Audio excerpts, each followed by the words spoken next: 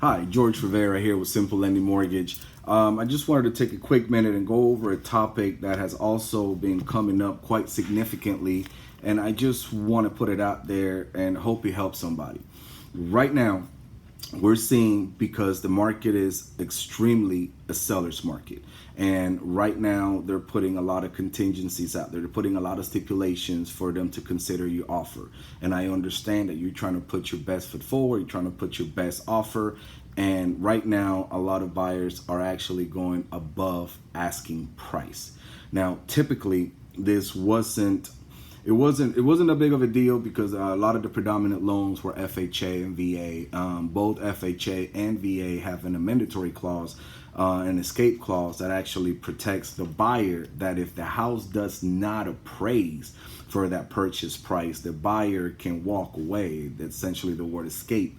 Without any penalty, as long as it was within the appraisal contingency period, he could get his earnest money deposit back and walk away because the house didn't appraise, usually helping you negotiate stronger with the seller to consider reducing the price, because with FHA and VA, there's a case number that is attached to that property. And normally the seller is now held to that appraisal for 120 days. So what the seller knows is that if another buyer comes in with FHA or VA, that same appraised value would be coming up for those 120 days. And then I think that's when the theory came about with realtors, where they started then asking for it to be conventional, because see, conventional doesn't have that case number scenario. So the theory is, if we go conventional, then we get a new appraisal, and if we get a new appraisal, we have a chance of getting a better appraised value, because obviously the market is it's just so rapidly changing, and the values keep increasing so fast. It's almost like you're gambling that appraiser can give you a better appraised value. And I think from that, we went under the train of thought that a conventional loan appraises higher than a VA or FHA, which I can tell you today, and I've posted this on Facebook, but I want to go ahead and actually say it and look at you when I say this. I just did a loan for a veteran, VA, where we went over asking price. Now the buyer was actually willing to come out of pocket, because this was a forever home. This is not a PCSing veteran. And we went VA, and we actually appraised, I think it was almost $1,200 above the purchase price, which the purchase price was even above the original asking price. So VA gave us that value. And as a matter of fact, a lot of my colleagues in the broker business have been noticing that conventional appraisals are starting to come in lower.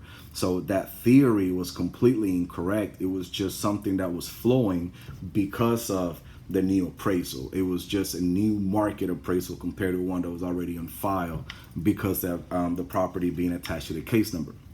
Now, case in point, I know that as consumers, we're all impulsive. When we want something, we want it now. And I know that we want a house. And right now, the market is hot, and everybody wants to catch on a hot trend.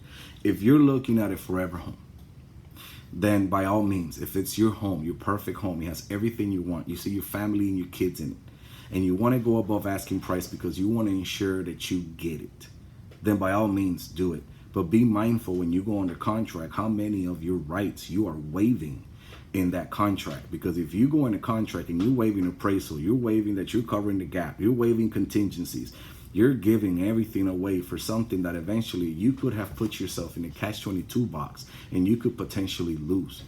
But if you're happy with what you're going and you want to insure it, by all means, get it. However, I do a lot of VA, and I've always said 90% of my business is straight VA. I'm the VA guy. A lot of my veteran customers, they're actually PCSing. So when they're doing this, they're only going to be here for 3 to 4 years. And as much as I love doing loans and it pays the bills, I want to tell veterans this: please be mindful that this is not your forever home.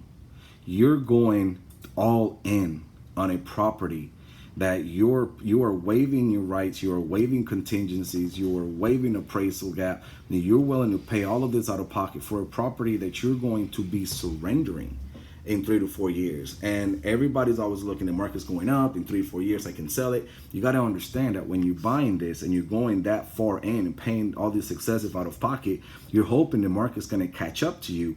But when you're going to go to sell it, you're not the buyer anymore, you're the seller. Buyer pays no real estate commissions. The buyer has the sweeter side of the pot. When you're the seller, you have to pay the listing agent, the buyer's agent, and you have your own share of closing costs. So now you got to make sure, are you even going to have to come out of pocket just to get rid of your house? Because you gave all the equity away when you acquired this home that you're only going to have for 3 to 4 years. I understand everybody saying, why rent, buy? But sometimes we have to be a little less impulsive and more financially common sense. It depends where you're going to be. There are some homes that make sense because for you veterans, you can use your benefit more than once. So you can use your benefit to acquire the house, and if you PCS, you can rent the house. If by any reason the market does come down, or it comes to a stalemate, or the bubble bursts like everybody says, you own a property that you can put out for rent, and you can create that into residual income and still use your VA benefit one more time to buy wherever it is that you're PCSing.